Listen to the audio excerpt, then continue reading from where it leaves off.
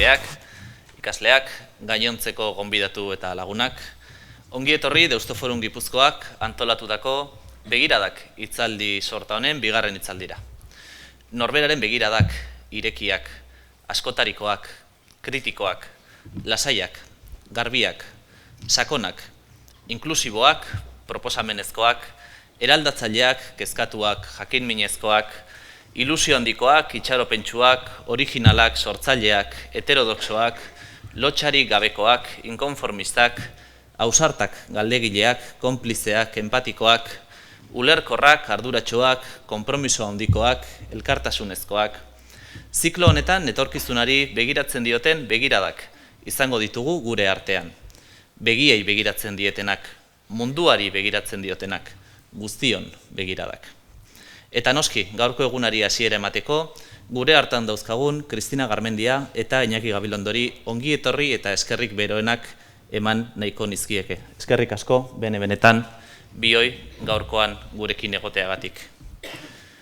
Dicen que la curiosidad es el aspecto emocional que engendra la exploración, la investigación y el aprendizaje.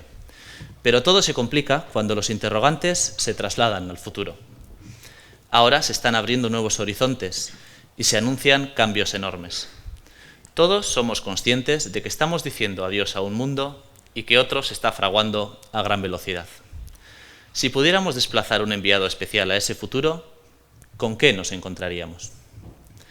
Estas son las palabras con las que comienza Iñaki Gabilondo cada uno de los programas de la serie Cuando yo no esté, centrados precisamente en eso, en preguntar con su bendita curiosidad cuál va a ser el horizonte esperado para los próximos 25 años. Y es en el primero de esos programas, precisamente, en el que conversaba con la propia Cristina Garmendia en torno a esos interrogantes. ¿Qué ocurrirá con las certezas que damos hoy por supuestas? ¿Podremos seguir manteniéndolas como tal? ¿Será sostenible nuestro modelo de crecimiento, tanto económica como medioambientalmente? ¿Podremos seguir hablando de estado de bienestar? Gurea bezala zahartze bidean dauden gizarteetan, ez dira gutxi aurre egin beharko ditugun erronkak. Adinekoen eta gazteen arteko bizikidetzarekin harremanduta daudenak, zaintzarekin harremanduta daudenak, kanpotik datozenen integrazioarekin harremanduta daudenak. Nola bizi, nola elkarrekin bizi, etorkizuneko edo orainaldiko hirietan, Deusto Forumen orain duela urte pare bat hitz egin genuen bezala. Baina baita, aberastasuna nola sortu, zein kotxe erosi behar balin bada, informazioa nola partekatu edo zein ikasketa eredutik abiatu komunitatea sortzeko. Eta gauza guzti hauetaz hitz egiteko, gaurkoan ia aurkezpenik behar ez duten bi gonbidatu ditugu gurekin. Labur aurkeztuko dizkizuet. Iñaki Gabilondo, donostiarra, licenciado en periodismo por la Universidad de Navarra, con una larga trayectoria en la cadena SER. Ha sido director de Radio San Sebastián, director de informativos y, sobre todo, director de Hoy por Hoy durante casi 20 años. Presentó después informativos y espacios de actualidad en la cadena 4 y en CNN+. Hoy en día le podemos ver en su videoblog diario La Voz de Iñaki y en el programa de Movistar Plus, Cuando yo no esté. Posee innumerables premios, entre ellos 6 premios Ondas a la labor radiofónica. Cristina Garmendia, donostiarra también, doctora en Biología por la Universidad Complutense de Madrid. Fundadora y presidenta de Genetrix, Symbiomed e Isios. Fue después, durante la 9ª legislatura y bajo la presidencia de José Luis Rodríguez Zapatero, ministra de Ciencia e Innovación en el Gobierno de España. Actualmente, y desde el año 2015, preside la Fundación COTEC, dedicada al impulso de la innovación como motor del cambio económico y social. Ambos, Cristina e Iñaki, son tambores de oro de nuestra ciudad de Donostia San Sebastián. Beraiekin solasaldia hasi aurretik, gogorarazi nahiko nizueke, txarteltxo batzuk eman dizkizuetela sarreran, eta txartel horien bitartez planteatu ditzakezuela zuen galderak. Vale, a través de las tarjetas que os han dado al inicio, podéis plantear vuestras preguntas para el coloquio que tendremos a continuación. Nuestros compañeros Xavi e Imanol las recogerán gustosos. Eskerrik asko eta honekin hasi egingo gara, empezaremos nuestro diálogo, si os parece, con una pregunta introductoria, creo que sencilla de plantear, no sé si tanto de responder. ¿cuál es el principal reto que consideráis al que tenemos que dar respuesta en los próximos 20 años? Bueno, antes de enfocar, primero agradecer estar hoy aquí, que estoy, vamos, abrumada de todo el público, y cuando uno viene aquí a Donosti y se ve arropada de tanta gente conocida y tantos jóvenes además que están hoy aquí, pues es la responsabilidad de poder compartir este momento, o sea que ojalá, Iñaki, acertemos en la discusión y en los planteamientos, ¿no? Son muchos los retos que estamos, no que vamos a afrontar, que estamos afrontando. Yo creo que algunos retos merece la pena señalarlos y ver que se los estamos transitando bien. Uno de ellos es el tránsito de lo analógico a lo digital. Creo que la evolución es clara, aunque es verdad que España tan solo está capturando en este momento el 13,5% de su transición, de su potencial digital, según hemos estudiado en Cotec. Hay otro tránsito interesante y muy potente, que es el tránsito de un modelo de producción y consumo lineal a uno circular, que tiene que ver con la sostenibilidad medioambiental, o sea, esa manera que teníamos, ¿no?, de extraer materias primas, producir, consumir, usar y tirar, es un modelo insostenible. Ahora la circularidad de la economía es uno de los grandes retos y España la está transitando también bien, sobre todo en los últimos años. El tercero de los retos, que lo estamos viviendo también, es ese tránsito de lo tangible a lo intangible. Y aquí con algunos retos, algunos segmentos que todavía no están adecuados, pero en este momento, ¿cuál es la diferencia entre una compañía y otra, una institución y otra para competir en un mundo globalizado? Precisamente son sus intangibles, ¿no? Software, I+D, reputación, organización, talento. Y los países, Estados Unidos, por ejemplo, en este caso, y por un dato también, ¿no?, en este momento la inversión en Estados Unidos en global, el 60% son activos intangibles. En Europa es al revés, el 40% activos intangibles, España 33% activos intangibles, pero digamos que el movimiento, el tránsito, se está dando bien. Cada vez tiene más valor y puntúa más esos intangibles dentro de las organizaciones.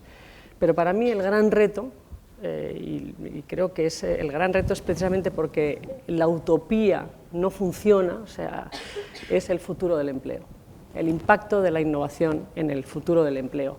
Cuando hablamos de un futuro digital, pues vemos, nos imaginamos un futuro mejor, o cuando hablamos de un futuro circular, también pensamos que es mejor, o intangible, pensamos que es mejor. Digamos que funciona la utopía y funciona la distopía, o sea, si volviéramos atrás, ¿qué pasaría? Pues sería un desastre. Pero cuando hablamos del impacto de la innovación sobre el empleo, realmente no sabemos, no tenemos la solución. Hay muchas discusiones en este momento, bastante centradas en un mundo bastante académico, muy dispares, y a mí lo que más me preocupa es que empieza a haber ideología detrás. Ideología que no necesariamente nos lleva a una discusión serena, como es la que hace falta para proyectar realmente el futuro del empleo. Luego entraremos más en detalle. Iñaki. Bueno, yo también estoy muy contento de estar aquí. Pido disculpas a los que están ahí detrás y tengo que darle la espalda. Bueno, en fin, lo que ha dicho Cristina es completamente cierto. Yo para repetir y para, en cierto sentido, resumir un poco, yo diría que el primer desafío que tenemos es entender el cambio y la velocidad del cambio. Porque yo no creo que haya consciencia de eso. No digo que no haya gente que sea consciente, digo que la sociedad no está viviendo la consciencia de la velocidad a la que se está produciendo la transformación. Tiene la sensación de que hay una transformación y le parece que dispone de tiempo para enfrentarse a ella. No dispone de tiempo para enfrentarse a ella. Desde el punto de vista mental hay que colocarse ya, había debido hace mucho, hay que colocarse ya en la posición de sobre la ola surfeando esta ola, porque viene a una extraordinaria velocidad. Y para mí el desafío fundamental es ver cómo se armonizan dos corrientes que están tirando de una manera muy diferente. Por un lado, la ciencia y la tecnología está avanzando a una velocidad, anunciando extraordinarias respuestas y soluciones asombrosas para muchísimos de los problemas que tiene la humanidad. Podríamos decir que por ese lado tenemos muchos motivos para ser muy optimistas y esperanzados. La ciencia avanza y desarrolla y anuncia enormes soluciones a muchos de los problemas que tenemos. Por desgracia, en el otro lado, donde no avanza el hombre es en la solución de sus problemas de relación y sus problemas mientras avance la desigualdad, mientras avance la injusticia, mientras no seamos capaces de resolver esos problemas de convivencia y de organización de nuestra sociedad, tenemos la esperanza por un lado y la amenaza por el otro. Ahí les dejo a ustedes elegir. Hay quien piensa que no habrá demasiada dificultad en ir mejorando estas cosas. Sin embargo, otros dicen, por mucho que se avance, nos encontramos siempre como si no hubiéramos salido de la prehistoria, atascándonos en el mismo tipo de problemas, enfrentándonos con el mismo tipo de cosas, topándonos con la gran amenaza, la bomba atómica mundial, la injusticia, la bomba atómica mundial, la bomba demográfica. El sur del mundo es una guardería, el norte del mundo es un asilo, hay unas tensiones sociales de una intensidad extraordinaria, las corrientes migratorias, hay grandes desafíos. Al tiempo la ciencia anuncia enormes novedades. Entonces, ¿cuál es la respuesta? No lo sé. ¿Por dónde apueste el ser humano? La importancia de la política, extraordinaria importancia de la política. No quiero ni perder un segundo en comunicar, sobre todo a la gente más joven, que cuando critique la acción política sepa separar la acción de los políticos que no la hacen bien de la importancia extraordinaria de la política como la única herramienta verdadera capaz de armonizar estas cosas. Ténganlo todos muy en cuenta. No caigan ni en la broma ni en la frivolización del tema. Es de una trascendencia capital, porque todos los desafíos que ha planteado ahora Cristina nos van a enfrentar con cosas de esta naturaleza. El trabajo. Se va a perder muchísimo del trabajo que hay. Va a crecer y nacer muchísimo trabajo que no podemos imaginar. ¿Cuál es el problema? Que el trabajo que van a hacer no va a ocupar a los que van a perder el otro, va a ocupar a otros. Vamos a estar, por tanto, llamados a vivir muchas tensiones, al tiempo que vamos a estar llamando a vivir enormes novedades, pero enormes novedades a una gran velocidad, a una gran velocidad. O sea, los procesos van a ser disruptivos. O sea, lo que va a ocurrir con las novedades que se van a producir en el mundo de la energía, por ejemplo, no es que se vayan a producir dentro de 200 millones de años, es que en 15 años nos va a reventar delante de los ojos un mundo entero. Por tanto, hay que colocarse en esa mentalidad. Yo solo quiero concluir que lamento muchísimo que la política, por sus tensiones pequeñitas, nos haya a todos llevado a vivir con desdén o con escepticismo la acción de la política, porque mira al plazo corto y todo lo que está ocurriendo nos obliga a mirar al plazo largo, y para la política el fin del mundo es la próxima cita electoral. Así que seamos capaces de criticar la acción de la política y al mismo tiempo confiar en la política, apoyarla y exigirla, porque es nuestro único cómplice posible para el proceso que se aventura. Para mí esa tensión doble es la que va a plantearnos todos los desafíos. Luego os preguntaré un poco más sobre el tema de la política. Me gustaría retomar el tema del empleo que has planteado tú, Cristina, y donde también has dicho tú, Iñaki, que estamos, ¿no?, en una región que se está convirtiendo en un asilo, en parte, y en esas transformaciones con el empleo, ¿cómo encaramos también? Es decir, ¿va a ser sostenible este modelo de estado de bienestar, que en parte se asienta sobre una lógica de empleo que da respuesta, ¿no?, en unas sociedades cada vez más envejecidas, con la robotización que ya está en ciernes también? Es decir, ¿cómo encaramos también pues ahí está ese la reto? política. La política va a determinar si tienen respuesta positiva o no. ¿Qué va a pasarle al estado de bienestar? ¿Va a ser sostenido en este fragor? ¿Va a caer en la batalla? Pues va a depender de las posiciones que tome la sociedad y que tome la política. Como señalabas, la robotización y la inteligencia artificial avanzan a un ritmo imparable y por lo tanto hay que entenderlo. Pero qué bien que estamos en una sede como Deusto para hablar de formación. Porque, y comentabas tú, el avance de la ciencia es increíble y la demanda de profesionales científicos, hace falta más ingenieros, más matemáticos, más programadores. Bueno, no cabe duda que hace falta más carreras técnicas para avanzar más rápido, pero necesitamos más humanismo para avanzar bien. Es que tenemos que entender la velocidad y la brecha que se está abriendo. Y ya no es, yo creo que ese modelo, incluso esa formación familiar, esa cultura familiar de ciencias o de letras, esto tenemos que desterrar esta dicotomía. El humanismo tiene que impregnar el avance de la tecnología. Y por lo tanto nos hace falta ya muchos más hombres y mujeres humanistas. El papel de la ética, la antropología, la economía, el derecho, la filosofía, la lingüística, son habilidades y conocimientos claves para entender el alcance de la disrupción tecnológica. Y desde luego van a ser esos aspectos los que nos dan claramente la ventaja sobre la utilización y la adopción del avance tecnológico.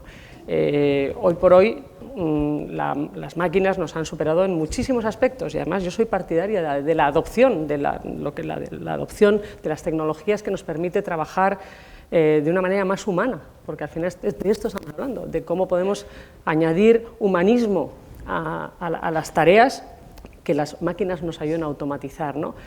Pero tenemos que pedir un esfuerzo a las instituciones, a las empresas, que no se centren solo en esos procesos de ingeniería, que se centren también en esos procesos más humanistas detrás de las organizaciones para ayudar a transitar esa evolución del empleo, ¿no? En Cotec, desde luego, estamos muy atentos a esto y en este momento hemos hecho un estudio, en este momento en España, el 50% de las tareas que desarrollamos son susceptibles de automatización con la tecnología que hay ahora mismo. Y no estamos hablando de destruir el 50% del empleo, no, estamos hablando de sustituir el 50% de las tareas que desarrollamos. Y esto no pensemos que aplica solamente a empleos que tienen que ver con empleos manuales, esto afecta a la profesión de juristas, médicos, bueno, todas las profesiones. Y ahora esto lo llevamos a la formación, a la aproximación educativa de un país, ¿y qué está pasando? ¿Y cómo es el impacto? ¿Tenemos que enseñar medicina como veníamos enseñando? Pues un médico no va a tener que hacer pronóstico, lo va a hacer un algoritmo, mucho mejor que una persona, porque es capaz de conectar todos los datos en tiempo real y el pronóstico va a ser mucho más certero. Es cómo enseñamos a los profesionales, a las personas, a adoptar la tecnología y añadirle esa parte que no dominan hoy por hoy las máquinas, que es la comprensión profunda de las emociones y de la empatía, un aspecto tan importante para en la relación entre las personas, ¿no? y la cohesión social. Bueno, supongo que se está notando, y estoy de acuerdo con Cristina, en que el cambio fundamental tiene que estar aquí, o sea, en el aquí individual y en el aquí social. O sea, la sociedad y cada uno de nosotros tiene que entender lo que está pasando y colocarse el chip en ese sitio. Me ha gustado mucho lo que ha dicho de acabar con esta batalla pueril de las letras y las ciencias, porque el nuevo humanismo va a ser imprescindible para esto y es muy bueno escucharlo así. Yo estuve la semana pasada, estaba yo en Virginia entrevistando a Vinton Cerf, que es uno de los inventores de Internet. Por cierto, entre paréntesis, no fue patentado, el invento no está mal, ¿no? Y por cierto, otra anécdota muy interesante, este Vinton Cerf, uno de los dos fundadores de Internet, ha estado viviendo 40 años con una mujer, el hombre que ha inventado el mecanismo de comunicación humano más grande que ha existido y que existirá, no ha podido dialogar con su mujer durante 40 años porque es sorda. Me parece una de las paradojas más conmovedoras y emocionantes que yo he visto en mi vida, se han hecho en un implante cloquear, ¿no? Pero lo de la necesidad de observarlo todo de una manera muy integrada viene también de esta conversación que digo que tenía el otro día con él. Este hombre que es el vicepresidente de Google, es uno de los en fin, enamorados de la juguetería tecnológica y que puede ser el hombre que más ciego podría estar a cualquier cosa que no fuera el puro avance tecnológico, matemático, profesional, etcétera. Estuvo haciendo permanentemente unas advertencias sobre la necesidad de que se manejara con conciencia cada una de las novedades tecnológicas, advirtiendo el riesgo, lo que llamaba no sé cómo llamaba, el Black Age, el riesgo de que hubiera un momento que porque se fueran convirtiendo en las tecnologías todas fueran haciéndose obsoletas, empezamos a tener dificultad en mantener la memoria de nuestro pasado. En fin, era interesante escuchar las observaciones de corte humanista, advertencias de corte humanista que hacía uno de los hombres que podía estar llamado a ser un ciego de la juguetería tecnológica. Cada vez se oye eso más. En estos viajes que estoy haciendo por el mundo del programa que tú has mencionado, me encuentro cada vez más con este tipo de observación. Y nos va a enfrentar no solo con planteamientos de tipo tecnológico o tal, sino con una nueva arquitectura jurídica y una nueva arquitectura ética va a tener que ser construida. Casi toda la arquitectura jurídica que en este momento sostiene nuestro mundo va a estar desafiada por las nuevas realidades, que nos enfrenta a situaciones que vamos a tener que afrontar con unas nuevas herramientas jurídicas, herramientas éticas, desafíos que estamos en este momento. Bueno, tú eres bióloga, yo estuve el otro día en el Instituto Salk en San Diego, California, con el FISUA, que tú dices, está permanentemente advirtiendo de la cantidad de disyuntivas éticas que se van a ir planteando a medida que se van abriendo nuevas realidades tecnológicas. Por tanto, van a ser muchas las novedades que hay. Se pueden ver desde el pánico y hacer cuerpo a tierra y ponerse a llorar, o desde la gran esperanza y subirse adelante abrazando con la máxima emoción las formidables emociones que vienen, pero colocando el chip ahí aquí. Es decir, no hay que prepararse para el pasado. Decían, en los tiempos de paz, los estados mayores de los ejércitos preparan a sus ejércitos para la última guerra que hubo, no para la próxima que algún día habrá. ¿Cómo han de plantearse todos, la educación, la enseñanza, todo? Colocar el chip en el futuro es muy importante. Yo por eso le pido a la política que actúe así, y eso no lo veo y me duele. Tú fuiste ministra de Ciencia e Innovación. Ciencia e Innovación. Te sustituyó de Guindos, que fue ministro de Economía y Competitividad. Quiero que se note el pequeño detalle que yo digo. La ciencia y la innovación, como la crisis apretó, pasó a no estar en la titularidad de las cosas porque fue sustituido por la economía y la competitividad. No está en el mainstream, no está en el centro de la corriente política y mediática la necesidad de esta transformación. Se puede celebrar el debate sobre el Estado de la Nación y durar 74 días, que no va a aparecer como un elemento medular y central esta necesidad de enfrentarse a la nueva realidad. Ojalá fuera medular, es que no aparece la mención. No aparece la mención. En todo el Estado, en todo el debate, bueno, no aparece la mención. Y todo esto, el mundo tuyo, que está, bueno, hay una extraordinaria cantidad de empresas, instituciones, organizaciones, están haciendo unos trabajos formidables, punteros en ciencia, tecnología. Viven como si fuera una especie de secreto, una cierta clandestinidad, en una extraña catacumba, porque en el frontispicio, en el escaparate de la gran acción política y mediática, eso no está. Y eso es lo que a mi juicio es lo más importante.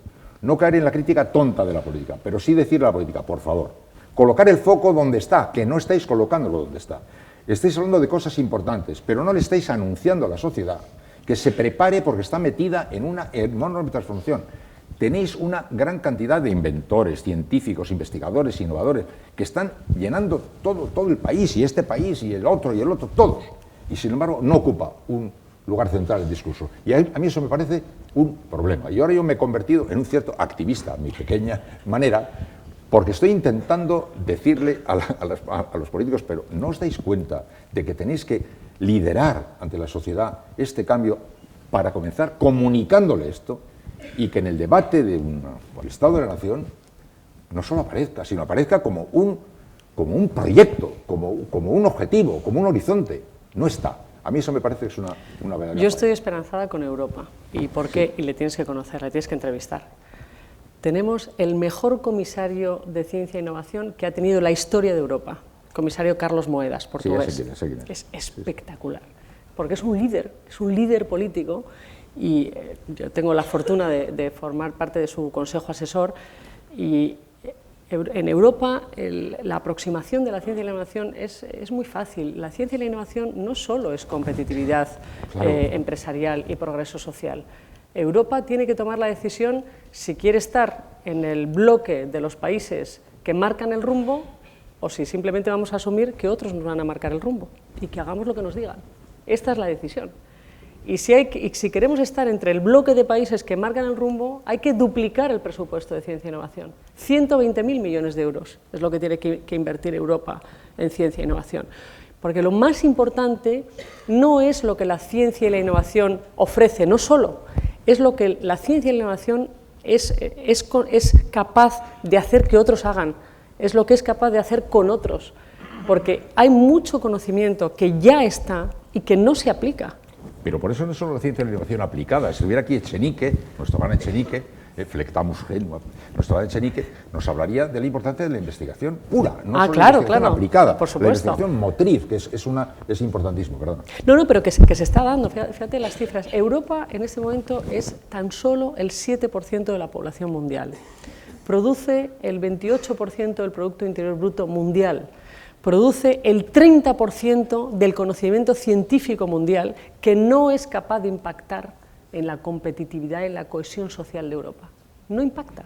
O sea que no lo estamos utilizando bien. Producimos bien, pero no conseguimos que ese conocimiento tan relevante que produce Europa impacte porque realmente no está el proyecto europeo. En el punto como proyecto. Son acciones, el Horizonte 2020, todos los institutos están trabajando en ese sentido. La inversión, España un 1,3%, en Europa 3%, ese es el horizonte. Es decir, estamos quedando rezagados, pero tampoco Europa ha colocado, porque también Europa está en crisis, no hay en este momento, no es un gran momento para la idea europea, no hay, por tanto esa idea no está ocupando lugar y hay gente formidable haciendo cosas. La clave a mi juicio sería colocar eso en ese sitio. Colocar eso en el sitio adecuado. Señores, no se trata de convertirnos todos en robots y olvidar el humanismo, no. Solo un nuevo humanismo aplicado nos colocará en el sitio adecuado. Pero, por favor, que el 99% de nuestra discusión sea la calderilla de la política de los días de labor, y no tengamos, en fin, las mayúsculas por delante. Eso. Y Europa, claro, Europa tiene toda esa fuerza motora, pero también está muy dispersa. Sí. Está muy dispersa, sí, sí. Yo os iba a preguntar sobre qué es lo que nos falta para ir consiguiendo eso, lo habéis ido contestando, ¿no? Tal vez me venía a la cabeza una cita del padre Arrupe, antiguo general de los jesuitas, que decía: el miedo es responder con respuestas de hoy a preguntas del mañana, ¿no? Y en eso, antes, Cristina, hablabas de los intangibles.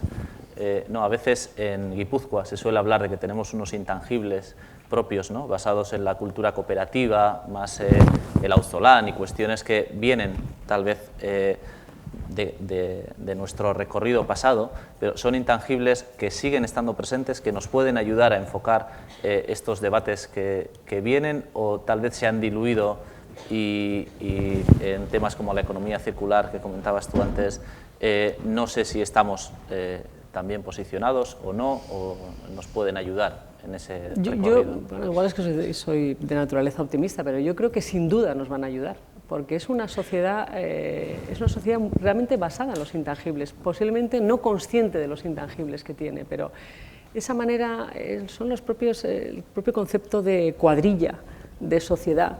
Es una manera de relacionarnos que es la que es oportuna en este momento, porque la colaboración y con nuevas maneras de colaborar que surgirán que están surgiendo ya a través de todo el movimiento y el potencial de redes sociales, es algo que aquí se viene dando de forma intrínseca desde hace muchísimo tiempo.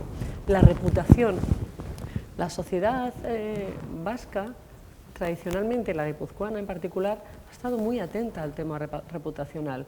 No somos dados a hacer grandes alegorías o tener ocurrencias, ¿no? Somos muy cautelosos en el tema de tener una reputación sólida, perfil bajo, reputación sólida, y es algo que prepara al mundo. Imaginaros lo que es una pérdida reputacional en un mundo de redes sociales. La reputación, por ejemplo, de Iriza, los autobuses, ¿no? O sea, la reputación de que va a llegar puntual a la cita, que le contratas 14 autobuses en Tokio para el 9 de marzo y están el 9 de marzo. Claro. Es decir, la puntualidad, la reputación en base a los principios que sí son de nuestra casa. Y sí son nuestra casa y sí hemos de darles valor.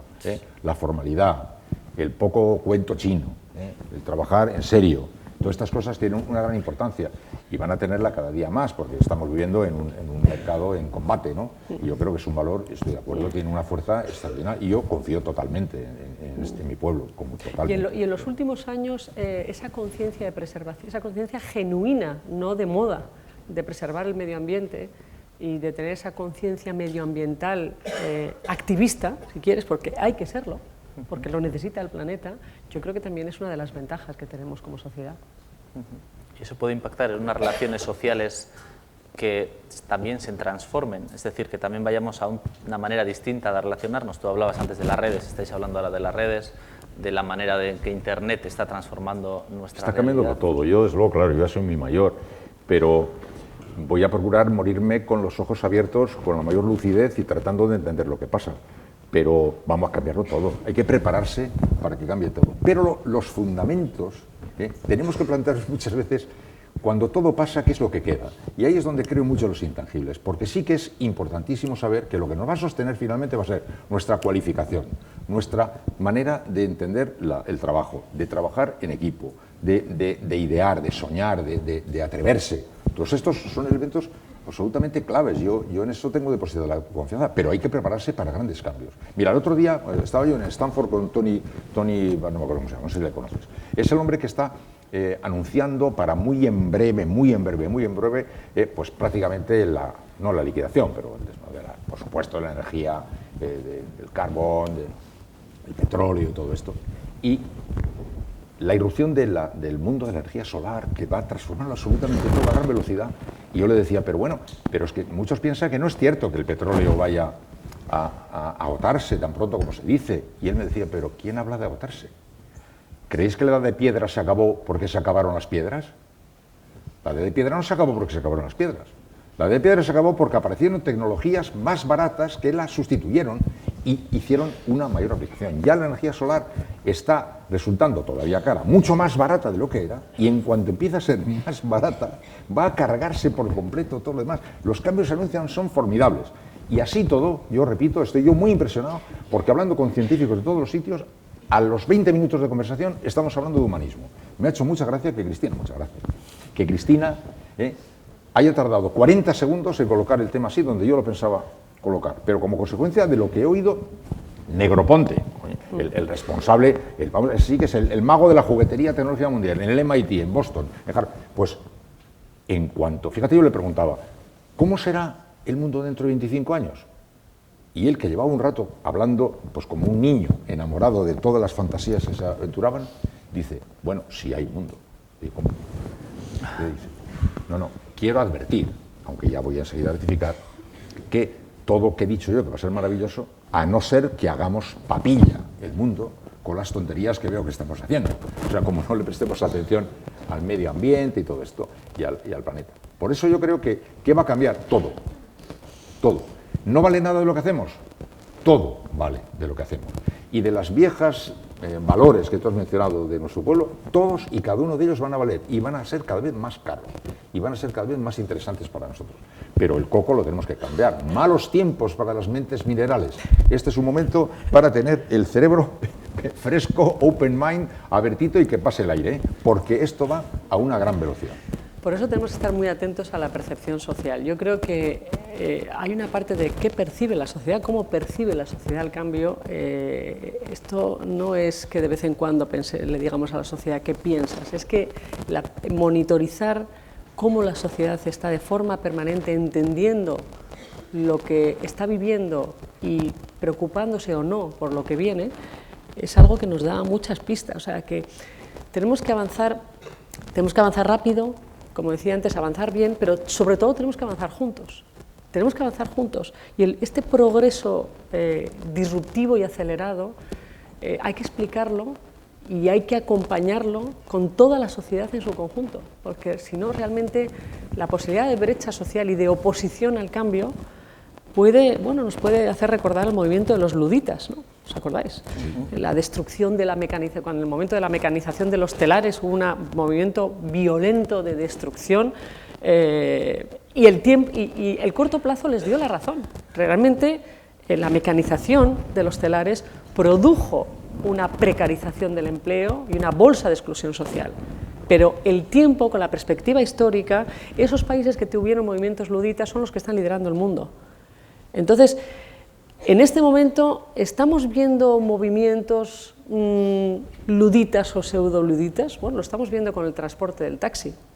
¿Tiene la culpa Cabify realmente de que el sistema de taxi esté en un problema? Bueno, Cabify en este momento es el primer empleador de América Latina. 200.000 empleos ha generado en América Latina.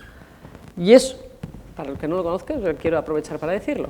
O sea, Cabify lo funda, es uno de el único unicornio, como se llaman las compañías que valen más de 1.000 millones de euros, fundado por un ingeniero español de Pedraza.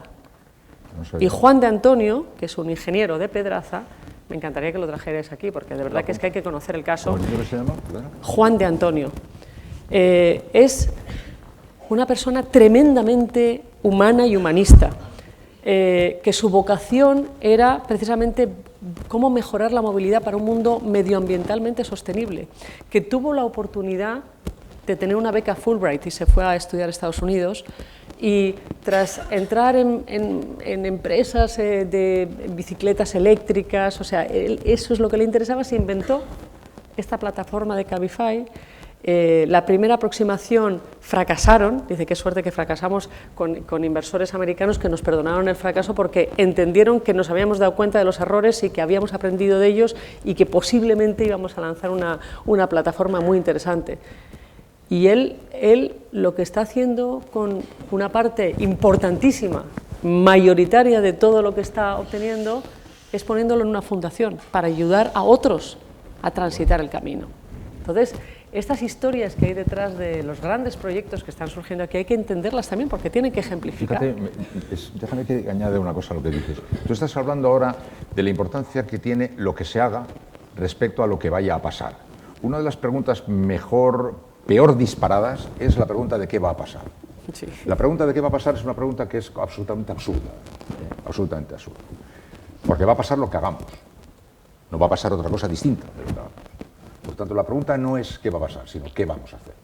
Y lo de qué vamos a hacer no está todavía colocado en el chip de la sociedad a la que antes yo me refería. Criticaba la política y también digo que la política tendrá que ser presionada por una sociedad cuando deje de preguntarse qué va a pasar, porque preguntarse qué va a pasar es estar sentado esperando al espectáculo que viene.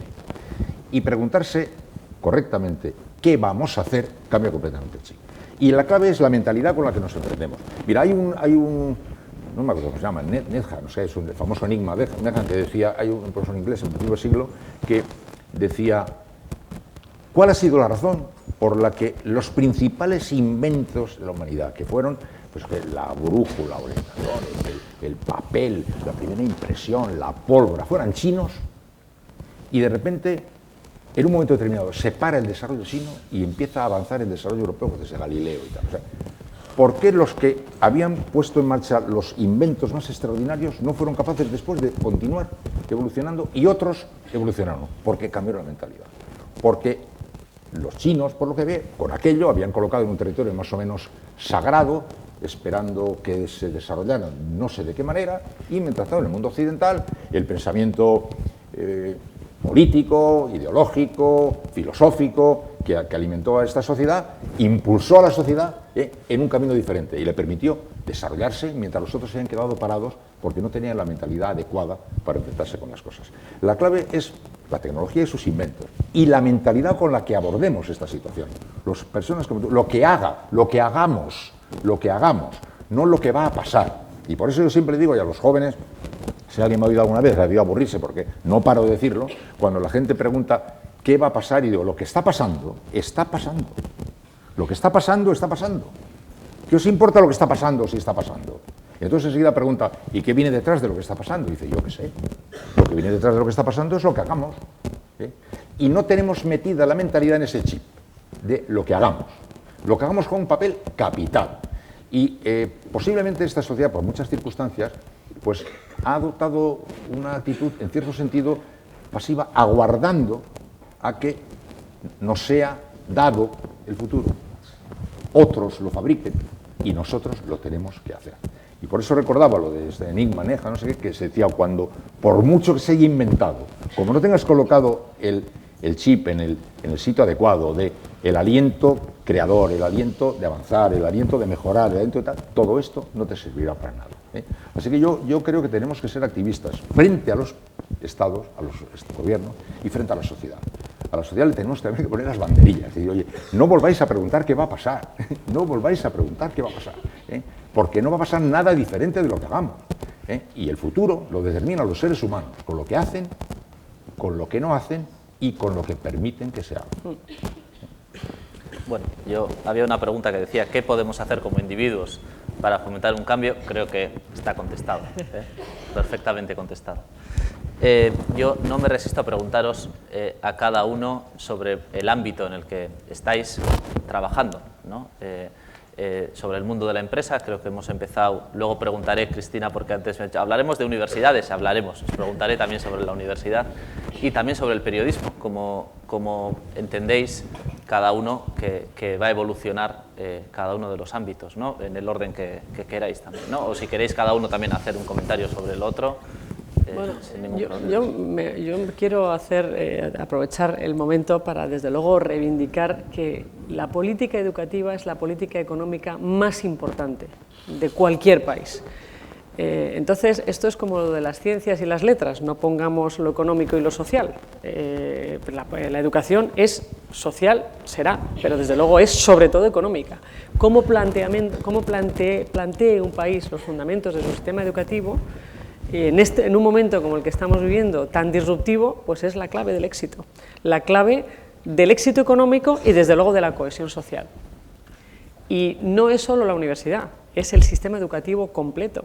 Pero, desde luego, la universidad, que en su momento ya perdió el monopolio del conocimiento, perdió el monopolio de la difusión del conocimiento también, y está perdiendo ese espacio nuclear que tiene que recuperar porque la sociedad lo necesita. Entonces la universidad y la regulación del sistema educativo, volvemos de nuevo a la regulación, tiene que adaptarse y tiene que hacerse mucho más flexible. Las titulaciones y la modificación de las titulaciones, los contenidos de las titulaciones, tienen que avanzar a un ritmo que tiene que estar en permanente revisión. Y eso me acuerdo de lo que es la acreditación de la ANECA. La acreditación de la ANECA, pues si te tardas no sé cuántos años en acreditarte y cada vez que tienes que hacer un cambio, pues resulta que hay algo que no funciona en el fundamento. Y por lo tanto, la institución universitaria tiene que ser mucho más flexible, más abierta, es su claustro de profesores. Los jóvenes reclaman no solamente excepcionales académicos, sino también profesionales con los que compartir sus experiencias. La universidad tiene que ser también experiencial, vivir momentos, vivir experiencias. La universidad no es solo un campus propietario, la universidad tiene que estar en las empresas, en las instituciones, tiene que abrirse, los formatos no tienen por qué ser físicos de la universidad, tiene que estar presente en todos los sitios, porque si hay algo que es claro en este mundo, en disrupción, es que necesitamos formarnos a lo largo de la vida, pero esto antes era un eslogan, es que ahora es que es una clave para la supervivencia. Y por lo tanto esa capacidad de la universidad de hacer módulos mucho más cortos, individualizados, para lo que necesita una empresa, una institución en un momento determinado, incluso para la transformación cultural de sus propias plantillas.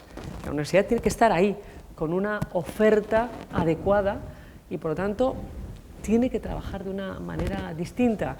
Y a mí me encantaría también una universidad que enseña, pero también que aprende. Es decir, ¿cómo aprende cada universidad? ¿Cuál es la manera en la que la universidad aprende y quiere formar parte de esa propuesta de valor que necesita en este momento la sociedad? Bueno, me ha parecido muy interesante que haya dicho que la educación es económicamente muy, muy importante. No hay posiblemente ahorro más equivocado que el ahorro en educación, ni inversión más rentable que la inversión en educación. Bueno, por lo que se refiere al periodismo, pues está en una transformación extraordinaria. El periodismo se sostenía industrialmente. El periodismo es una actividad intelectual, digamos, desarrollada en una estructura empresarial que está en profunda transformación. Y esta profunda transformación a partir, sobre todo, de las nuevas tecnologías. Pues supongo que todo el mundo podrá entender que el periódico elaborado como una industria pesada, en unas grandes naves, con enormes bobinas de papel, grandes máquinas, etcétera, para elaborar un producto que termina a las 10 de la noche y que el lector lo va a encontrar a las 7:15 de la mañana, pues hombre, queda levemente obsoleto frente al clic del ordenador que te coloca la noticia. Por tanto, no hace falta mucho para entender el terremoto que ha producido en los medios. Están tratando de ver cómo se adaptan a esta nueva realidad. Pero se puede decir que antes la intermediación correspondía solo a los medios de comunicación, X periódicos, X radios, X televisiones, eran el camino por el cual pasaban los hechos a conocimiento de la gente. Ahora eso se entra en tiempo con millones de otras señales que, procedentes de todos los lugares de la Tierra y con remitentes de cualquier grado, pues van llenando el espectro de millones de realidades informativas que antes estaban solamente distribuidas a través de 4, 9, 10 o 12 canales. Eso lo ha cambiado todo. Tanto lo ha cambiado que en un primer momento se creyó que el periodismo ya no iba a ser necesario. O sea, ¿para qué si ahora cualquiera, desde cualquier lugar del mundo, te remite la información? Y muy pronto se dedujo que justamente por eso iba a ser más necesario. Que la enorme torrentera que caía encima iba a necesitar determinado tipo de referentes. Y hay una frase que yo he dicho también mucho, que decía, pues ya va a ser un hecho cierto, lo primero que escasea en las inundaciones es el agua potable. Y lo primero que escasea en las inundaciones de señales informativas es el agua informativa potable. Identificar los pozos de agua informativa potable va a ser el gran desafío del tiempo venidero. La solvencia va a ser imprescindible. Y la va a poder otorgar el New York Times adaptado o 3 chicos de Azkoitia que hayan creado una unidad informativa para hablar de las cosas que afectan a la cuenca del Urola. Las referencias de solvencia van a ser las que van a sobrevivir. Serán herederas de las grandes estructuras. Habrán brotado de otra manera, pero serán las banderas de solvencia en una enorme inundación de señal que la gente va a tener. O sea, la gente va a pedirle al periodismo que se mantenga de pie en defensa propia, para poder entender los elementos. Y también le va a pedir al periodismo que no se le olvide para qué sirve. Porque ahora, como consecuencia de estas guerras, de la desesperación financiera, de la búsqueda de un duro por donde vuele, pues entonces se ha llegado a ser el periodismo de lo que más gusta, darle a la gente lo que más gusta. Y se le ha olvidado que el periodismo tiene la obligación de dar a la gente lo que tiene derecho a saber. Lo que la gente tiene derecho a saber para que pueda tener criterios sobre las cosas y ejercer su papel ciudadano con conciencia, con responsabilidad, va a obligarle a todo el mundo también a pedir a los medios de comunicación esa solvencia. Pero digo, no la encontrará necesariamente en los grandes medios de comunicación, muchos de los cuales se morirán directamente, otros se adoptarán, no sé cómo, ni idea tengo, donde estén. Mira, yo, como yo no paro de viajar, pues ya encontré un punto informativo de una periodista de Los Angeles Times que ha creado un punto informativo de referencias para advertencia de riesgos de terremoto con todas las centrales que tiene más o menos. Bueno, pues ahí hay un punto de referencia informativa que se está convirtiendo en un punto informativo de valor, y es una chica y 4 amigas suyas, ¿no? Mientras el Washington Post está viendo cómo sobrevive. Las referencias de solvencia. La gente va a necesitar referencias de solvencia. Ese paso un poco, en fin, arrodillado por los grandes canales tradicionales, eso ya no va a ser así. Pero ¿cómo piensas? Me interesa mucho tu respuesta a esto que te voy a plantear. Evidentemente, la sostenibilidad de la cuenta de resultados de los medios de comunicación tiene que ver con la publicidad. ¿Qué piensas que en este momento el 80% de la publicidad digital está en manos de 2 empresas? 80%, 2 empresas, es decir, un oligopolio. ¿Y esto cómo va? ¿Esto cómo hace viable este concepto romántico? Que me encanta, ojalá sea así, pero esto ¿cómo se paga? ¿Cómo se sostiene en el corto plazo? Es que no lo sé, como van a brotar millones de señales, a lo mejor va a sobrevivir el producto de los 3 periodistas de Azkoitia y no va a sobrevivir Los Angeles Times. Yo no sé qué va a ocurrir.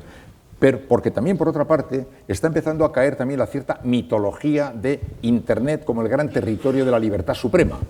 Es decir, que circule la información, que ninguna mano la manipule, que me llegue pura y limpia desde el anonimato. Pero, y claro, entonces yo a la chuleta que hoy me como le exijo que me diga de qué vaca viene y cómo le trajeron desde tal, y sin embargo la información no le pido que me cuente su historia. No, todo eso va a acabar, como también la mitología de que los territorios de libertad. Mira, hay uno de los grandes fundadores de los grandes mundos estos de las nuevas tecnologías que está advirtiendo sobre la gran guerra de poder que se librará en los Big Data. O sea, la guerra por el control de los data es la gran guerra mundial ahora mismo.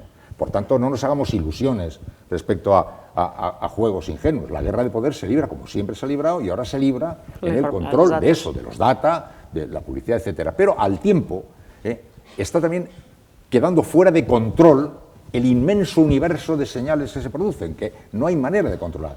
Y se están inventando. ¿Sabéis que existe el periodismo sin ánimo de lucro? Bueno, yo formo parte del equipo colaborador de un producto que se llama Por Causa, sin ánimo de lucro, que está en todo el mundo funcionando ya. Están surgiendo nuevas alternativas, gente que pide financiación coyuntural. Tenemos la oportunidad de hacer un trabajo de investigación formidable sobre lo que está ocurriendo con los buques petroleros que están pasando por el mundo, tal. Necesitamos 12.000 euros. Rum, se recaudan y se hacen. Están inventándose muchas cosas por encima de las tradicionales que había. Porque, como digo, eso que has dicho tú es cierto, pero al tiempo también es cierto que hay una chica en Los Angeles Times y millones de gentes por ahí que están moviéndose por ahí. Pero digo, la señal será la referencia de solvencia. Antes la ética era algo que decíamos los periodistas para acabar las conferencias, decíamos ahí, como Arguiñano, un poquito de perejil para espolvorear, 3 cositas sobre la ética. No, ahora, en la jungla esta de las grandes señales, el que traicione, el que engañe, está listo. Blockchain, yo creo que Fuera, va a impactar mucho, la certificación de la noticia. Sí, son por eso, cada cual lo puede mirar como quiera, es que todo, yo no sé lo que va a pasar, sé que un mundo ha muerto, pero todavía no ha terminado, y un mundo ha brotado y todavía no ha terminado, y estamos en el medio de ese terremoto viendo el meneo, ¿no? Bueno, había varias preguntas que tenían que ver con periodismo que las doy por contestadas. Quiero decir, ¿qué les diría a los estudiantes que están estudiando el grado de comunicación? Que han elegido el mejor oficio del mundo. No, alguien decía, no ha habido un momento mejor para dedicarse al periodismo, ni un momento más difícil para vivir de él. Pero, porque se está cayendo la estructura. Claro, la gente solo ve que la puerta se cierra, pero no hay ninguna puerta que solo sirva para cerrarse. Las puertas sirven para cerrarse y para abrirse. Las cuestas no son solo cuesta arriba, la misma cuesta es también cuesta abajo. Y ahora estamos viendo con pánico cómo se nos cae el mundo que hemos conocido, y por eso los que estudian periodismo se quieren suicidar. Pero no están viendo lo que también está pasando, que al tiempo que está muriendo eso, se están moviendo una gran cantidad de otras señales. Y esas otras señales tienen que animar. Cuando yo terminé periodismo, si no encontraba trabajo en los 2 periódicos, 4 radios y 3 televisiones que había, pues ya no podía trabajar. Ahora yo conozco a muchísima gente que está construyéndose, está participando, creando, construyendo sus propias realidades. Han elegido un oficio formidable, pero como todo, está patas arriba, claro. Bueno, confiamos en vosotros para que lo pongáis de derecho. Bien, estas también las doy por contestadas, ¿eh? El papel de los medios de comunicación y Internet para gestión de la información. Creo que son 3 preguntas que están contestadas. Como otras 2, que tiene que ver con los cambios que tendría que aplicarse en la educación, que creo que Cristina se ha hablado de ello antes, y la forma en que la universidad tiene que formar, educar, si las facultades de ingeniería están preparadas para formar en el sentido ético y humano. No. No todas, por lo menos, no todas. Pero bueno, yo creo que sí que hay un tránsito en esa necesaria combinación con el humanismo, que cada vez empieza a ser más relevante, pero yo me encantaría que fuera una exigencia del estudiante, a la hora de elegir una universidad u otra, cómo está planteado el grado, que realmente ese componente humanista, esa práctica humanista, no sea una opción para los que pueden elegir tener una experiencia en verano distinta, sino que realmente forme parte del itinerario formativo, ¿no? O sea que sí, yo creo que hay campo de mejora. Otra pregunta para los dos en este caso, de algo que hemos hablado poco seguramente hasta ahora. ¿Qué papel juega la incertidumbre en este gran cambio? Hombre, es evidente que es la época de las certezas, hace mucho que acabó. O sea, las certezas sostuvieron el mundo durante mucho tiempo y debía ser enormemente confortable vivir en el territorio de las certezas. El otro día yo recordaba a Speer, el arquitecto de Hitler, que escribió su historia, el hijo de una gran familia prusiana, en la que el médico sabía que su hijo iba a ser médico, el otro iba a ser notario, vivir en un mundo de certezas. Se acabó, dicen que también que cuando cayó el muro de Berlín y cayó el comunismo, digamos, se cayeron también los equilibrios que iban sosteniendo de manera más o menos sagrada ciertas verdades. Ahora vivimos el tiempo de incertidumbre. A mí me encanta vivir el tiempo de incertidumbre. El tiempo de incertidumbre es el tiempo en el que uno está menos oprimido por los... Bueno, yo viví... En fin, cuando Franco se murió yo tenía 33 años y 3 hijos. Se comió una parte muy importante de mi vida y no había ninguna incertidumbre. Todo era obligatorio o prohibido. No había nada de incertidumbre. Entonces yo adoro la incertidumbre, porque en la incertidumbre está la libertad y la oportunidad de dudar y de equivocarte y de acertar y de probar, ¿eh? Por tanto, la incertidumbre me parece formidable. Ahora da frío, es como la intemperie, da mucho frío, se está mucho más calentito en casa sin moverte debajo de la mesa. Pero aunque dé frío, la intemperie es maravillosa, ahí está la libertad. Yo adoro la incertidumbre. Y bueno, vosotros que sois científicos, vosotros trabajáis... Bueno, es un concepto muy darwiniano, ¿no? No sobrevive el más fuerte, sino el que mejor se adapta a los cambios. Y por lo tanto, vivimos en una época de cambios y bienvenidos los cambios, y para entenderlos y jugarlos en el cómo, en cómo se hacen las cosas, no en el qué, como señalaba Iñaki, ¿no? Y yo creo que, bueno, pero los jóvenes son muy conscientes de que viven en un mundo en cambio, ¿no? Yo creo que genera más inquietud en los mayores de 45, 50 años, el mundo, en cambio, genera más inquietud. Se te ha caído el mundo que has conocido, es que prácticamente yo todo aquello que construía la arquitectura de mi vida, todo se ha ido viniendo abajo. Es natural que a en general no me dan eso nada de miedo, pero yo comprendo que de miedo, ¿no? Pero es verdad que cuando analizas quiénes eran los más fuertes, las compañías más importantes hace no 50 años, hace 10, y cuáles son ahora, es que el perfil ha cambiado totalmente. Hombre, es que las 50 más importantes del mundo, 30 de ellas no existían hace 12 Quiere años. decir que hay capacidad, o sea, y eso tiene que ver con un movimiento bastante social, que es cómo la sociedad adopta esa propuesta que hace en un determinado momento un colectivo. O sea, yo creo que vamos a ver nuevas formas empresariales, incluso, ¿no?, si pensamos en el concepto de UTE, Unión Temporal de Empresas, yo creo que puede haber una cooperativa temporal de ciudadanos, por decir un concepto, personas individuales que se unen una a una idea para un objetivo concreto. Esto hoy es posible, ¿y por qué no se va a hacer? Es que se va a hacer. Personas de todo el mundo que confían en una idea, como decías tú, vamos a impulsar esta idea, haces un crowdfunding y hay personas de todo el mundo que se asocian a una idea para un objetivo concreto. Bueno, esto es una cooperativa temporal de personas individuales. Entonces son nuevos conceptos que van a funcionar, pero que es fascinante también, ¿no? Porque lo que no nos podemos es llamar a engaño, es decir, el cambio va a dejar cadáveres en el camino. Sí, claro. O sea, es evidente, cuando decíamos el trabajo, nacerá muchísimo trabajo que no podemos ni imaginar y morirá trabajo que conocemos, y en el camino muchos no podrán hacer el trasvase de un sitio a otro, pero sí que la noticia de la educación permanente es la clave. Posiblemente la biografía de un chico de 20 años que puede estar aquí ahora hasta los 60 años, así como la mía, es como si fuera un japonés. Yo empecé en la SER y en la SER me voy a morir 200 años después, creo que soy el último de Filipinas. La biografía de un chica de 20 años de hoy va, seguro, con toda seguridad, va a ser una formidable sucesión de etapas que incluyen cambios de ciudad, cambios de actividad, cambios de un montón de cosas. Por tanto, digo, es ahí donde hay que colocar la cabeza, no en la busca confortable, que llamo trabajo a encontrar trabajo al lado de la casa donde vive mi novia o al lado de donde vive mi padre. Todo esas cosas ya evidentemente ya no son así, ¿no? Entonces las biografías van a ser muy agitadas, sí, y van a alumbrarse un montón de iniciativas como la que tú dices. Gente que suelta sus energías detrás de una idea y que ahora está aquí, ahora está allá. Trabajos más que empleo, el concepto de trabajo más que de empleo. Cosas que hacer, cosas a hacer, ¿no? Bueno, ya veis que se multiplican las preguntas. Una, creo que concreta, no sé si tan fácil de respuesta. ¿Cómo valoráis el fin de la neutralidad en la red? No entiendo bien la pregunta. Yo tampoco. La neutralidad en Internet, creo que en Estados Unidos el Congreso aprobó el fin de lo que hasta ahora se ha conocido como Bueno, yo el otro día, red. el Bean Concert con el que estuve estaba absolutamente sublevado contra Trump, ¿no? O sea, ¿Con Trump? Con Trump, sí.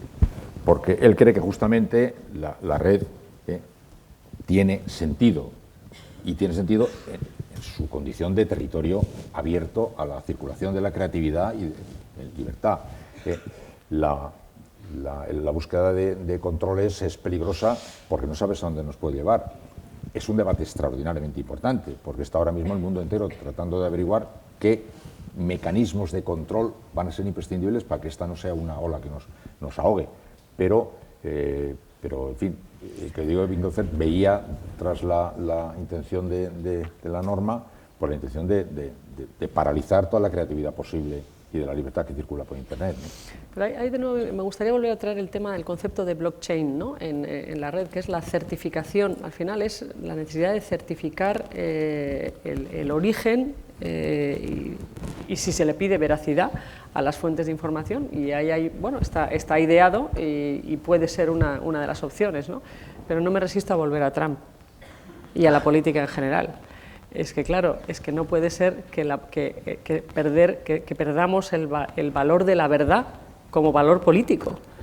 Y uno de los eslogans, yo me acuerdo que uno de los eslogans que le hizo en gran medida ganar las elecciones a Trump fue: bloquearemos las fronteras de los Estados Unidos para que los empleos sean para los americanos y para bloquear las importaciones de otros productos, para que todo se produzca en Estados Unidos por los americanos, porque ha habido una destrucción, decía, una destrucción masiva de empleo porque han venido productos de fuera de los Estados Unidos.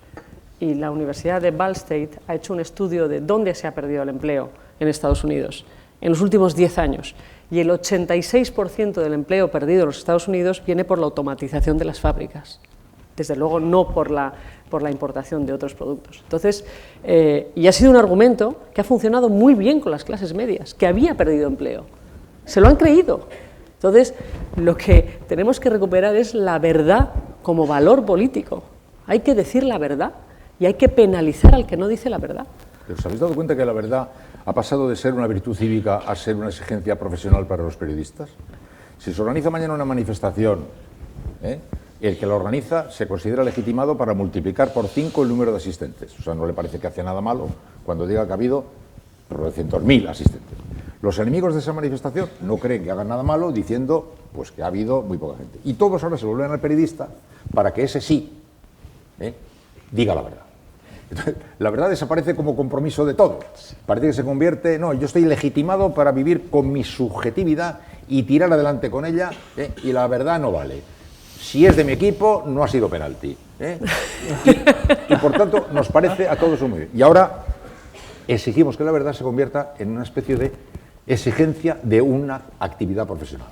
La recuperación de las virtudes colectivas como virtudes que nos comprometen a todos y cada uno, sea cual sea nuestra actividad. Pero en el caso de la neutralidad es cómico que sea Trump, justamente, el que está intentando proteger la verdad cuando es un pollo que todas las mañanas, a través de un tuit, destroza toda la realidad y toda la verdad antes de darle tiempo a que se sustancie en nada porque ya ha hecho papilla a todas las cosas. O sea, verdaderamente es que este tipo es un peligro público y es imposible tomarse en consideración lo que proceda de él como una norma de protección, porque podría ser muy interesante ver en ese universo inmenso qué tipo de cautelas vamos a tener que ir empezando a analizar, pero claro, que no procedan de Donald Trump, porque eso es completamente absurdo, ¿no? Entonces hay la impresión de que está tratando de controlar, evidentemente, todos los resortes de poder que se mueven ahí detrás, ¿no? Y en ese sentido a la gente le da miedo porque Internet es un territorio, es un espacio abierto. Ahora vamos a mirar, pero Trump no, Trump que no aparezca, porque yo todas las mañanas lo primero que hace es resolver los grandes enigmas de la política mundial soltando 4 tuits, ya está, arreglado. Y ahora habla de la verdad, pero ¿cómo la verdad? ¿Qué es eso? ¿No? Bueno, hay un bloque de preguntas sobre periodismo y medios que os voy a formular a la vez para que luego cojáis el hilo que entendáis, a ver si me da tiempo. Una hablaba de las fake news, cómo están limitando la libertad de expresión y reduciendo la variedad de puntos de vista. Esto creo que es lo que habéis hablado ahora. Sí, pero yo quería decir una cosa de las fake news. Las hago, sí, las formulo y luego os dejo. ¿Vale? Otra habla si creéis que no solo la acción política, sino la atención mediática está desatendiendo la atención sobre los temas capitales o los temas con mayúsculas. Otra que dice si los medios de comunicación son punto de referencia de información, teniendo en cuenta que la mayoría de estos son empresas, no se considera incompatible. Y otra habla también del límite de la necesidad de informar y la necesidad de sobrevivir financieramente, que lo que hablabais antes, ¿no? Cómo abordar. Y finalmente otra que habla del periodismo ciudadano, ¿no? Cómo habría que diferenciarlo de los medios de comunicación tradicionales y en qué medida puede impactar esa rapidez. Bueno, he sumado cosas que tenían que ver con medios para que... Yo creo que hay una parte reputacional como intangible que puede construir un gran valor en el origen, en el autor. O sea, yo creo que va a haber... O sea, ese periodista de gran reputación porque dice la verdad y su opinión importa y te interesa cómo opina y dice la verdad con su opinión, pero dice la verdad, yo creo que en una estructura tan abierta y con Internet y la posibilidad de certificar, repito, porque es importante certificar las noticias, yo creo que ese periodismo de autor tiene una oportunidad que hasta ahora no ha tenido. Hasta ahora esto es como la política. Hasta ahora era la empresa, da igual el grupo de comunicación, y sus periodistas. Y ahora las empresas de medios que están en un mundo cuyo modelo desde luego se está transformando y tienen que velar por la supervivencia y están muy condicionadas, hay periodistas de autor que creo que pueden tener una gran proyección a nivel internacional y la opción de tener nuevos descubrimientos, como decías tú, Iñaki, en un pueblo o en un lugar recóndito, porque hay alguien que dice algo que es interesante y que importa. Y si importa o no, lo decide la red.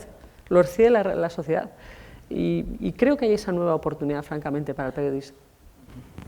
No, bueno, sí, sobre las fake news. O sea, las fake news son la mentira de toda la vida, el globo sonda de toda la vida, la exageración de toda la vida, la manipulación de toda la vida, multiplicado por 1.000.000 como consecuencia de la globalización y como consecuencia de las nuevas tecnologías.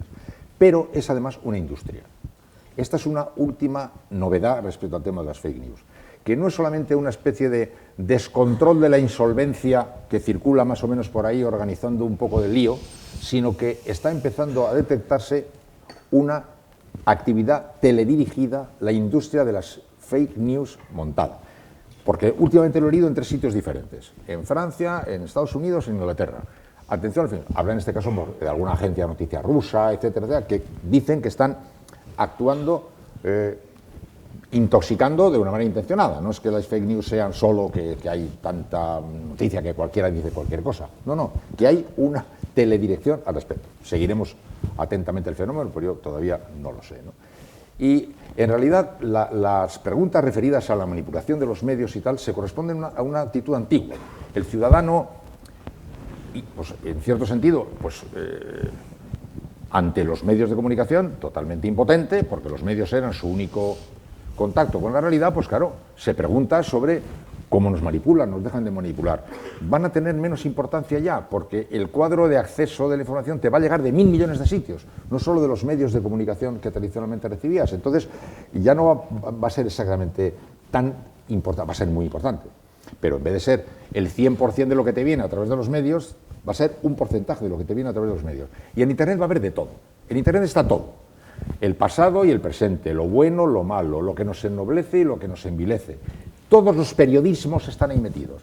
En este momento tienes tú páginas de periodismo que como si fuera el New Yorker, que te puede hacer una entrevista de 7 horas a ti, que a lo mejor no te han podido hacer en la vida, en la que puedes contar toda tu vida, la tienes en Internet. Hay en este momento unidades informativas que hacen el periodismo de más alta exigencia, de más alta calidad de la Tierra. Es una referencia. Hay otro sitio donde están haciendo justamente la mayor de las vilezas. Hay todo ya. Ya no es solamente un único punto de todo está ahí. Vamos a ver ahora cómo evolucionan esos acontecimientos. Pero ya no es imposible eso. Ya está pasando en este momento. Pero aquí de nuevo el periodismo de alta calidad que tú dices ya está en este momento en la red. Aquí de nuevo la ciudadanía, Iñaki. Queremos saber si estamos interaccionando con un algoritmo o con una persona, porque hoy por hoy no lo sabemos. En redes sociales no sabemos con quién estás debatiendo, con quién estás teniendo un debate en Twitter, con un algoritmo o con una persona. Porque lo que está claro es que la inteligencia artificial en redes sociales es una amenaza de la democracia. Por supuesto. Eso. Y por lo tanto, porque luego los medios de comunicación recogen, además, vamos, pero unos en Twitter concretamente, o sea, con informes, con todo, pero son algoritmos, no son personas. Aprovecho que has dicho democracia, Cristina. Sí, pero déjame que te diga una cosa más, porque aparte de esta novedad de los riesgos que acabo de señalar, están los riesgos que no son nada nuevos, que son históricos y que hemos de afrontar. O sea, el periodismo tiene un problema extraordinario en relación con la democracia y con relación con el derecho y con la justicia. O sea, el ritmo del periodismo cada vez más acelerado y el ritmo de la justicia, que es en una sociedad garantista, que es obligatoriamente lento, está marcando un descompás, una situación que no tiene en este momento la culpa a nadie y que es un tema central en las democracias, central.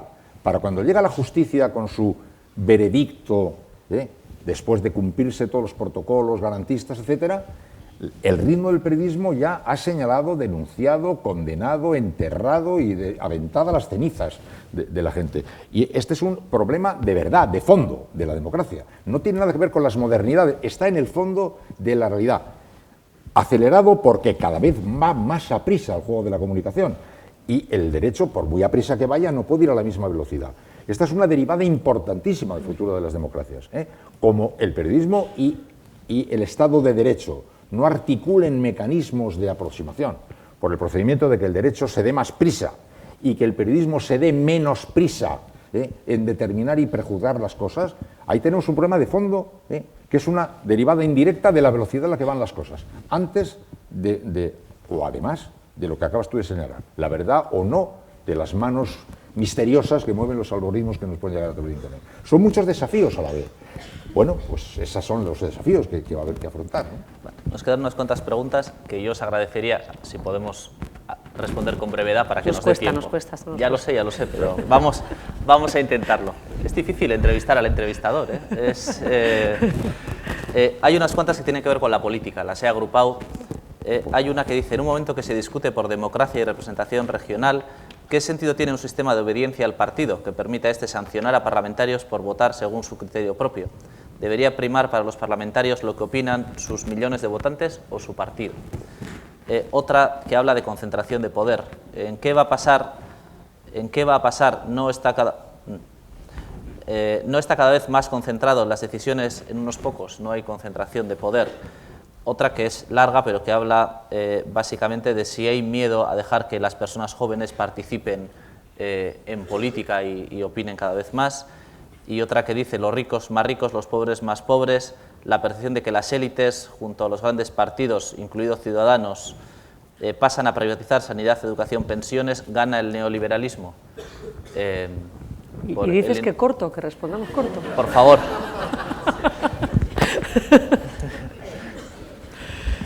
No sé. Bueno. Sí.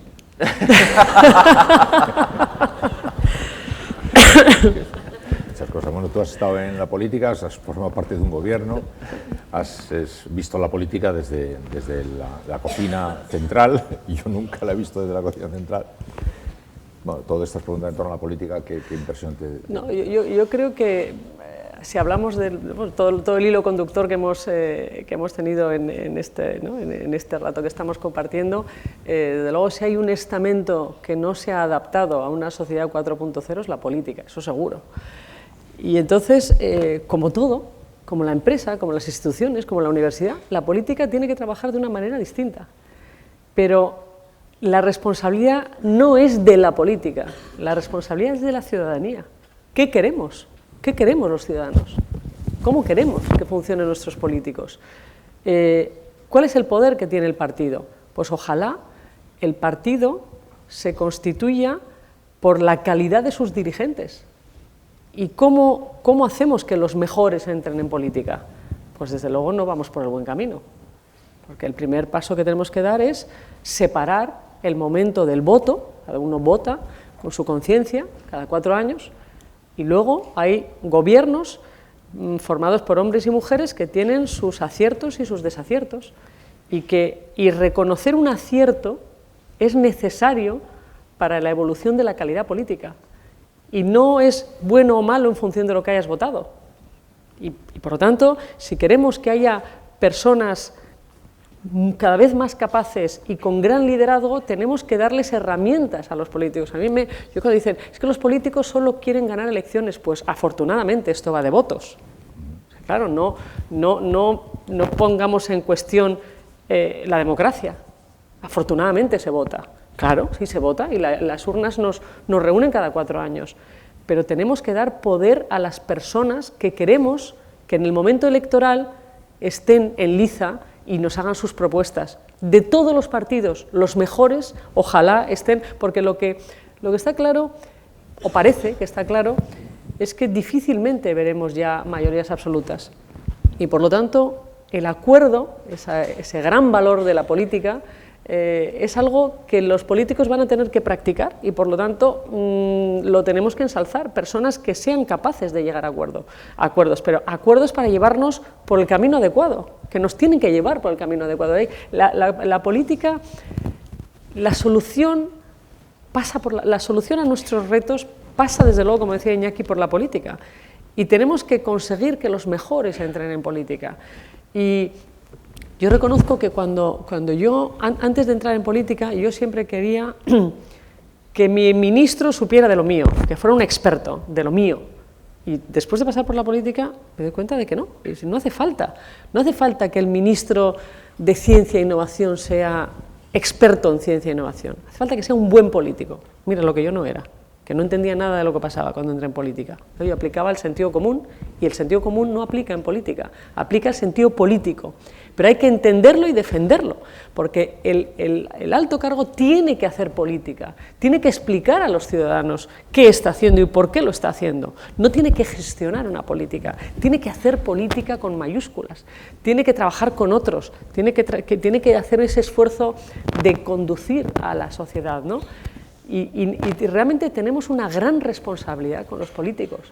Necesitamos la política más que nunca.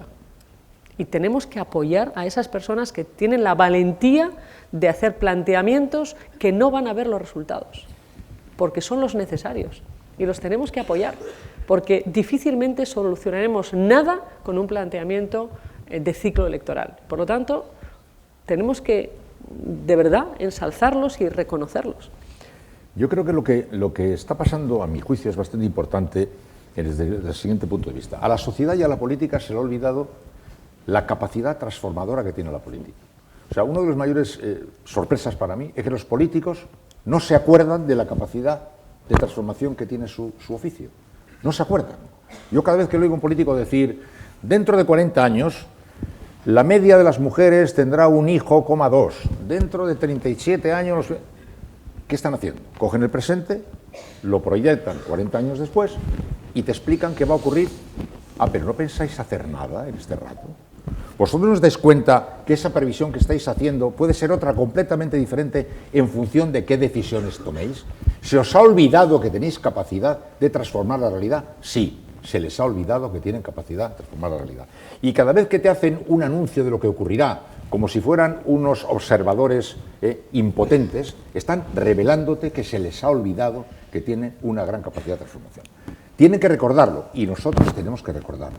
Y todos juntos pedir, exigir que se utilice esa herramienta para transformar la sociedad. No aceptar pasivamente, como si fuera una especie de designio inexorable, fatal, lo que ocurre. Se le ha olvidado a la política su capacidad de transformación. Y es imprescindible que la tenga. Yo no sé cómo se tendrá que hacer. De todo lo que viene, en todos y cada uno de los asuntos que nos encontremos, nos vamos a encontrar con disyuntivas que en última instancia van a tener una componente ética y también política. Es decir, este gran invento va a ser en beneficio de toda la sociedad o va a ser en beneficio de 14 chicos que tienen mucho dinero. Esta gran conquista va a ser utilizada así o va a ser utilizada así. Eso es decisivo, trascendental. Hace muchos años hubo un hecho sobresaliente desde el punto de vista científico, yo no me acuerdo muy bien cómo era un niño que al nacer, el nacimiento de ese niño con la placenta de ese niño le permitía salvar la vida de un hermano mayor suyo que tenía una enfermedad, no sé, una proeza de este estilo. Se produjo simultáneamente en Sevilla y en Nebraska. El beneficiario de la proeza en Sevilla fue una familia de un camionero de Cádiz. El beneficiario de esa proeza en Nebraska fue un millonario de Nebraska. No estoy haciendo demagogia, estoy queriendo decir que todo lo que ocurre nos va a enfrentar obligatoriamente también con respuestas de esta naturaleza. ¿Qué vamos a hacer con eso? ¿Desde qué perspectiva la vamos a observar? Por tanto, la política es trascendental.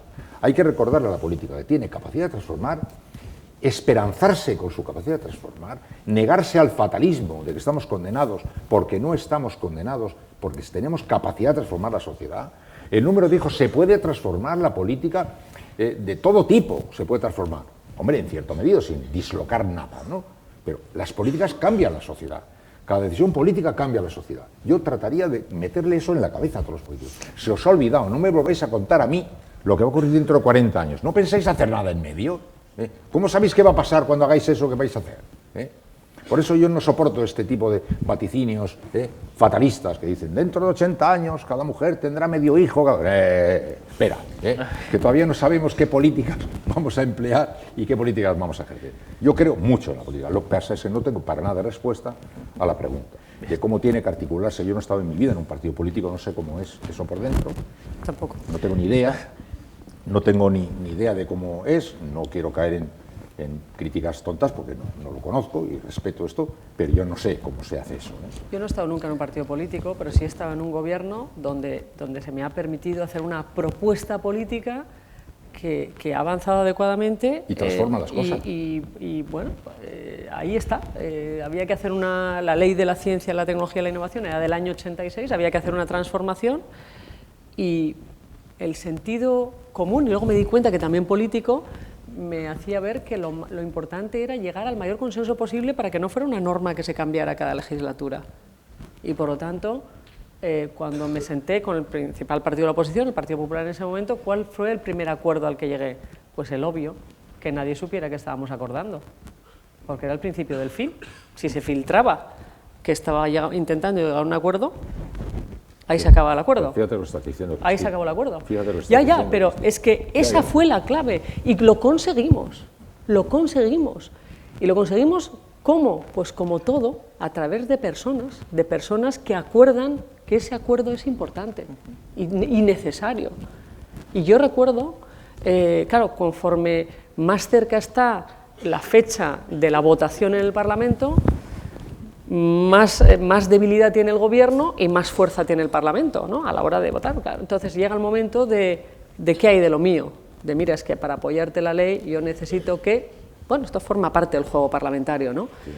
Pero en ese momento es que a mí nunca se me va a olvidar, yo me acuerdo en ese momento de votación donde, claro, ¿qué va a pasar? Pues lo típico, ¿no? Va a pasar dentro de mi público, tu público, los diferentes públicos. Y cuando tú apelas al sentido público, al sentido de compromiso político de las personas, yo recuerdo con Andreu Mascolell, luego fue conseller de Economía, le dije, mira Andreu, si tú estuvieras en mi lugar, él estaba en Europa entonces, pero con un gran tipo, hombre, es espectacular, es una gran autoridad, él estaba en Europa, y yo le dije, Andreu, si tú estuvieras en mi lugar, tú no introducirías esta disposición adicional de qué hay de lo mío, porque tú en mi lugar no lo aceptarías. Tú sabes, en este momento da igual, Cataluña, Euskadi, da igual, y yo entiendo que cada partido tiene que, pero hay que entender que hay que hacer lo que hay que hacer, y cuando los diferentes territorios compiten por lo suyo, si compiten muy bien, sobre todo los que compiten muy bien de forma natural, claro que van a tener el reparto, pero por la propia norma, porque la propia norma lo establece así. Y me llamó, a la hora, la votaremos a favor, sin ninguna condición. Esta es la maravilla de las personas dentro de los partidos, que son capaces de movilizar por hacer política en mayúsculas. A mí nunca se me va a olvidar. Y la ley salió con 347 votos a favor de 350. Fue un gran consenso. La ley no se va a modificar. Habrá desarrollo normativo, pero no habrá una ley que cambie, porque ese fue el fundamento de la ley, el consenso. Y el consenso se alcanza a través de las personas. Pero, desgraciadamente, hace falta que no esté en el foco mediático el consenso en sí, porque te lo tumba la propia dinámica del corto plazo del partido. Es así. Y entonces esto lo tenemos que cambiar, porque necesitamos grandes acuerdos. Necesitamos un consenso en educación. Pues como haya, yo me acuerdo Ángel Gabilondo tenía el pacto negociado en educación, lo tenía acordado, pero hubo un anuncio prematuro sin tenerlo perfectamente amarrado. El pacto estaba perfectamente establecido. A los periodistas nos cuesta mucho aceptar esto, pero es cierto, las fotografías, para que salgan claras, a veces tienen que pasar por el cuarto oscuro. Y nos cuesta aceptarlas, pero es así. En el caso aquel, no solamente a Ángel le pasó que se pudo haber filtrado algo, sino que también a última hora los gitaneos de la política te ratonean más de lo debido, ¿no? Pero ves, lo que acabas tú de contar, cómo son acciones que pueden ser de valor transformador, acciones de valor transformador. Y muchas veces pues a la política se le olvida eso, porque enredada en sus cuitas, sus disputas permanentes, pues se les olvida hacer eso, ¿eh? Y me gusta mucho que mencionabas a Andreu Mascolell, que ahora con todo lo que ha pasado, pues parece que no, es un personaje extraordinario. Nos quedan muchísimas preguntas para formular, pero nos quedamos sin tiempo para hacerlas. Ya me perdonaréis las que las habéis hecho. Respondimos en Twitter. Queda el compromiso dicho. Os dejo un último minuto para añadir algo más que os hayáis quedado con ganas de decir a la gente, a la motivación, respecto a cuál tiene que ser nuestra actitud, cómo lo tenemos que afrontar, cómo nos tenemos que convertir en actores. Si queréis, el último minuto para cerrar, ¿no? El minuto de oro de los debates televisivos. Bueno, yo soy mala haciendo esto del último minuto. Yo solamente quiero hacer yo quiero terminar con un agradecimiento, y es un agradecimiento a Deusto por darnos la oportunidad de haber debatido, Iñaki y yo, hoy esto con toda esta diversidad que hay en el público. Porque es importantísimo concitar diversidad en el público, gente joven, gente de todo tipo de colectivos, una representación de la sociedad. Y realmente yo quiero terminar con un agradecimiento. Me encanta este foro, creo que son foros necesarios, tenemos que todos hacer un esfuerzo en nuestras agendas para participar en estos foros y cada vez más intentar que sean muy de debate, muy de realmente hablar de lo que a la gente le importa. La política, volvemos a la política y a la exaltación de la política tiene que tratar los problemas complejos y la política atenta a estos debates y a entender lo que a la gente importa. Yo creo que es una oportunidad para la política y una oportunidad para todos los ciudadanos, así que gracias a Deusto. Bueno, yo además del agradecimiento añadiría la palabra esperanza. Quiero decir que todas las circunstancias están conduciéndonos al miedo. O sea, se vive en un estado del estupor. El estupor paraliza, hay mucha gente que está asustada ante la gran cantidad de cambios que hay, que han destrozado todas las certezas, se viven en territorios de gran incertidumbre y da miedo. Los chicos más jóvenes tienen pánico ante el horizonte que se ha venido, pues está todo muy oscuro y muy negro, etc. Y yo quisiera animarles a ver las cosas desde una perspectiva diferente, entendiendo todos lo que acabo de contar, entendiendo que pueda parecer imposible mantener una línea que tengamos esperanza muy clara, porque yo creo que como se está cayendo todo lo que hemos conocido, tenemos la impresión de que no hay más que escombros a nuestro alrededor, pero hasta a nuestro alrededor están alumbrándose millones de señales. Hay millones de bengalas que están anunciando un tiempo lleno de posibilidades. Ahora no las vemos, y yo les invitaría a todos a observarla desde esa perspectiva. La gente de mi edad ya no tiene prácticamente más manera de enfrentarse con un mundo que se les cae y que miran con estupor, pero la gente joven no tiene que tener esa mirada, porque al tiempo que se cae se está cayendo nuestro mundo, el suyo todavía no. El mundo todavía no ha empezado a hacerse, lo van a hacer ellos, Y yo tengo la obligación de transmitir esta esperanza, y con la experiencia que estoy teniendo últimamente, un regalo para mí de andar viajando por todo el mundo, hablando con gente que está en el centro de las cosas, digo, estáis en un mundo que está lleno de posibilidades. No las veis, pero están. Las vais a ir descubriendo poco a poco. Tened fe, ¿no? Y sed valientes, porque esta es otra. Es que el valor cívico es obligatorio. Hay que ser valiente. El miedo tiene bastante buena prensa, pero el miedo no vale para nada. Tienes que cambiar el título. Cuando yo no esté, no, porque vas a estar. Ya ves que va todo más rápido. Hay que ser valiente. Vivir no es para cobardes. Pues con esa invitación a la valentía, a la esperanza, a seguir debatiendo críticamente, el agradecimiento nuestro no podía ser de otra manera. Cristina, Iñaki, eskerrik asko, ha sido un placer. Gracias.